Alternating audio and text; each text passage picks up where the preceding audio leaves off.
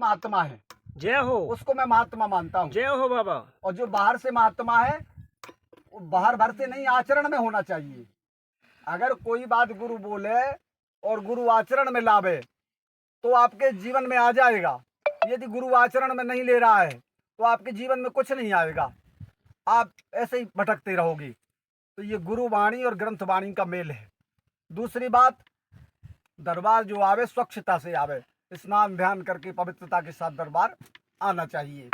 और दरबार में जो है किसी प्रकार का हंसी मजाक नहीं करना चाहिए, खेलती हुई पेशियों पर मजाक नहीं बनाना चाहिए, और दरबार में अपवित्रता नहीं फैलानी चाहिए। दरबार में अस्त्र शस्त्र रेडियो आदि बंदूक इत्यादि नहीं लाना चाहिए। अभद्र पोशाकें नहीं पहन कर आना चाहिए, नहीं तो उनकी अर्जी विलम्ब हो जाती है। अभद्र पोशाकें क्या है?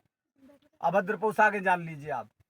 अभद्र पोशाक माने जो हमारे अंग प्रत्यंग दिखाई दें, हमारा शरीर दिखाई दे। जय हो बाबा। गंदी पोशाकें, इधर से पोशाकें, इधर से पोशाकें, इधर से पोशाकें, ये उल्टी सीधी पोशाकें पहनकर बाबा के दरबार नहीं आना चाहिए। जय हो क्योंकि बाबा। हनुमान जी महाराज हैं, बहुत बड़े ऋषि हैं।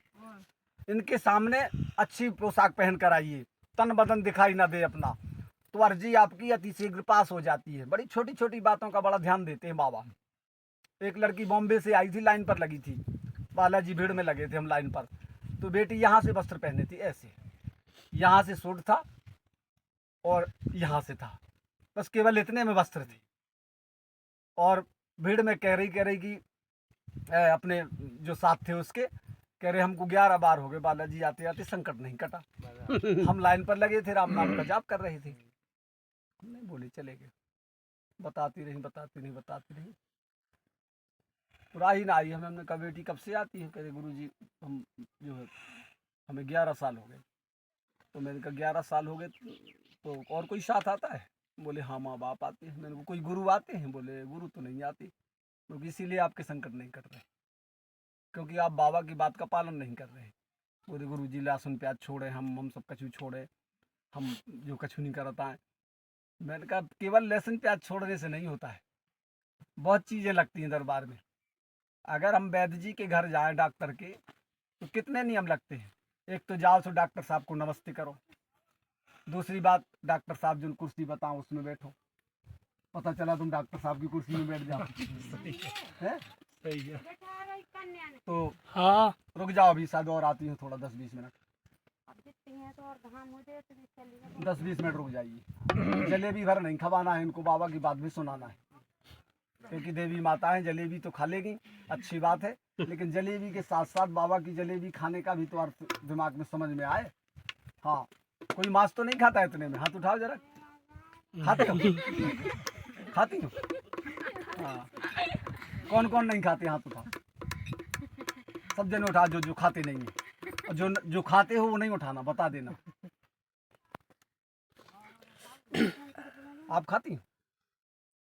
बता दो ना, बता दो, चोरी नहीं करना चाहिए, बता देना चाहिए, बनता है। ठीक है। और तुम खाते हो? खाते हो? हाथ उठाओ ना, उठाओ कि खाते हैं बाबा, उठाओ, डरना नहीं चाहिए। कितने लोग? 1-2, और कौन खाता है? अब खाने वाले उठाओ। खाते कौन कौन हो? आप खाती हो?